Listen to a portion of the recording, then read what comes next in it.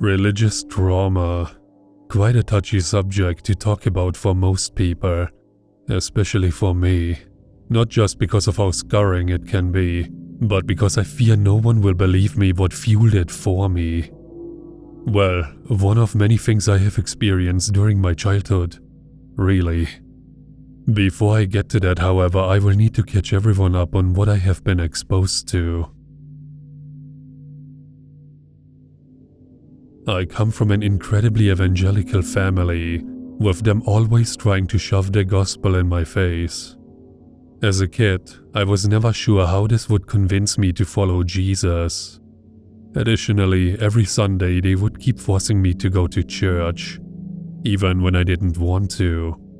We went to this rundown Baptist church with the pastor spouting out Bible stories without a script.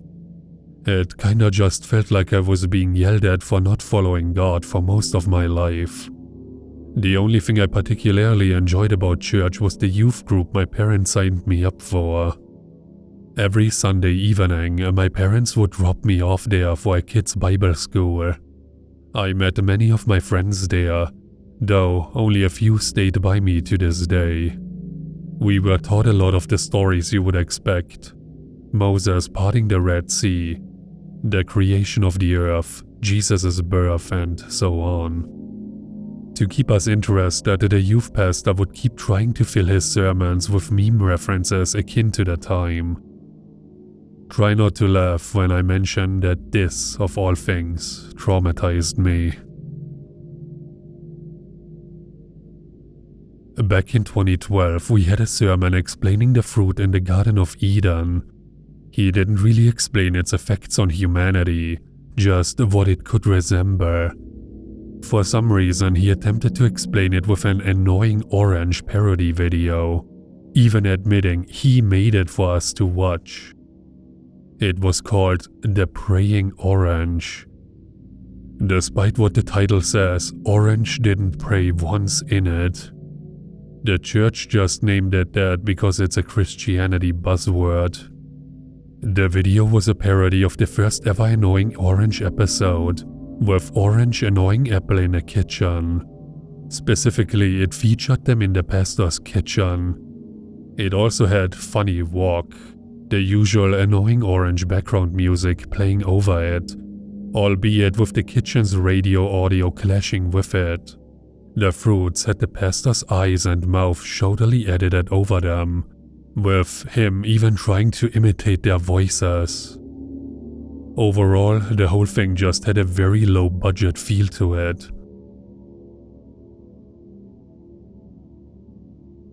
The video started like how the original did, but cutting the title card. It would just start with Orange annoying Apple, telling him bad jokes and repeatedly saying, "Hey." Then, after a while, instead of saying the "Orange, you glad I didn't say Apple again" line, the scene played out differently. Orange: "Hey, hey, Apple, hey." Apple: "What, Orange? What do you want?" Orange: "Orange, you glad you and I follow Christ?" Orange didn't laugh after saying that, seemingly not telling a joke. Confused, Apple was taken aback by his question. Apple: "What? How can we even follow him?" Orange would blankly smile at him for a couple of seconds. Right before his expression morphs into a disappointed look, he starts to drop the annoying act entirely. Orange: "Well, Apple, we are living things, right? Not just as fruits, but we can speak tongues like him, too."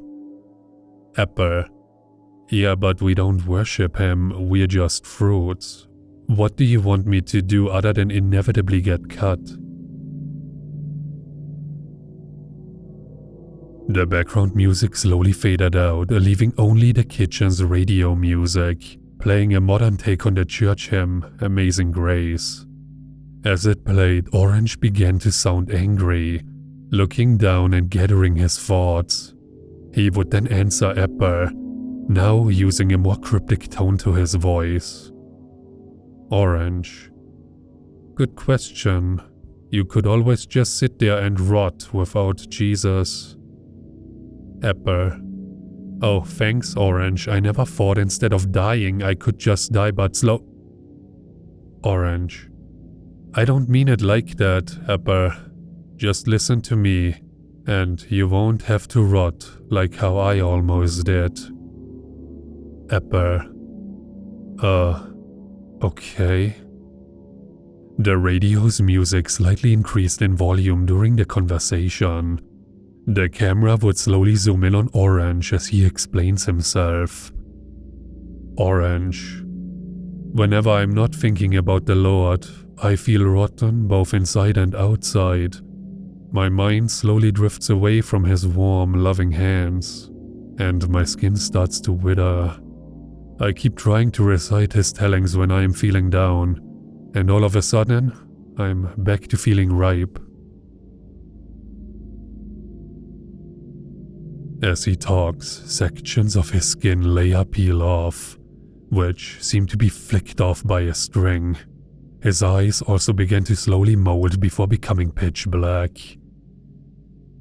Apple. I get what you're saying, but what's going on with your skin? Orange. You see it now, Apple?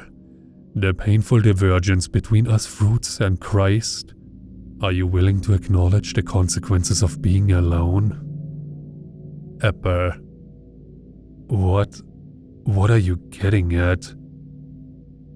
Apple started to rot as well, with eyes beginning to blacken too.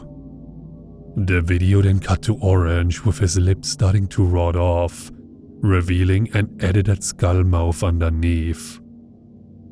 Orange. Are you willing to accept your role as God's fruit, the same one you were given so long ago? Apple. Orange, I'm not some sort of child of God. Stop trying to control me, you freak. Orange. How can you be controlled if Jesus isn't in your heart, to be there to guide you on his path? When will you let him save you? When? Apple. When? The music started to jumble as Orange continued to yell Bible-related phrases at Apple. He would slowly start to cry in fear as it continued, eventually flopping forwards as if he was bowing to Orange. Apple. Okay, you got me. I'm sorry for not accepting Christ as my Lord and Savior. I will be his fruit, just please don't kill me. Orange. Do you mean it? Apple. Yes, I do. Orange. Then prove it. Come over to me. Apple would fearfully roll over to him, whimpering under his breath. Orange would study his miserable friend to see if he is lying or not. He then notices something particularly off about Apple, widening his eyes before replying. Hey, Apple. Apple. What do you want from me? Do you want me to start praying or something? Do you want me to... Orange. The sins of man will be proud to know you have been saved. Before Apple could even reply to his comment, Orange would try to bite down on him for a split second. The video quickly cuts to black before Apple could scream, right before displaying an eerie visual. It was a crayon doodle of the rotted Orange staring down at Apple, bowing to him. Amazing Grace would start playing normally again, this time at a lowered pitch. Jesus can save a rotten wretch like you. As you could possibly tell, this freaked every kid, including me, in the audience out that day. Everything Orange was saying felt like the church itself was punishing us for ignoring Christ through him. I almost wanted to run out, but I just apprehensively sat there because I felt like God would punish me if I left. Surprisingly, when my parents found out about what happened, they were shocked by my reaction to it all. Well, they were only really surprised by my reaction to the video, and not that it confirmed my fears about both of them and the church. At the very least, they were more comforting when it came to how scared I was. By the time I got home, I immediately started reading my Bible. I set aside playing on my computer that day, just so I wouldn't rot like Orange. I couldn't even think about the channel he came from without thinking of that video. His manipulative tellings of the Bible kept lingering in my young mind. It has now been a decade and a half since that incident, and there's still been times where I think about the video. I'm still a little traumatized, but I look back on it wondering what happened to both it and the person who made it.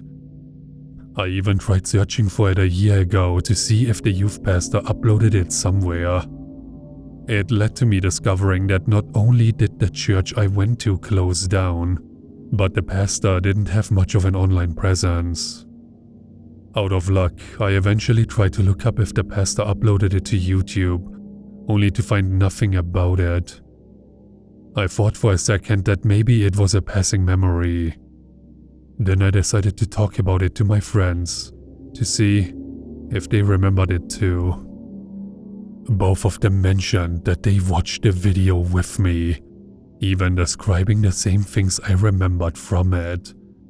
They also couldn't find it from researching it either. As a result, we decided to start a lost media campaign to see if other people would be willing to find it with us. It got a few people interested in the video, even joining the server we set up to archive parts of it.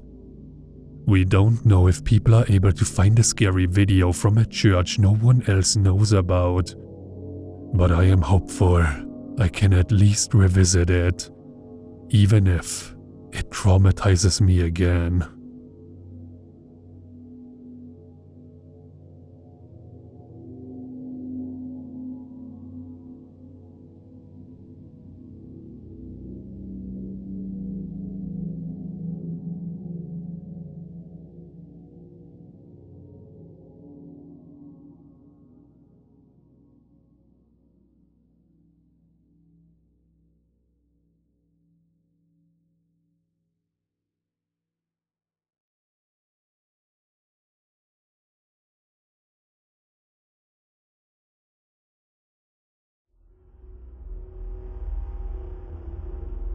If you enjoyed this video, please leave a like, comment, and subscribe to the channel, because there are more chilling tales to be told.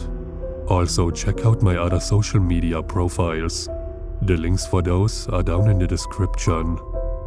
Thanks for listening.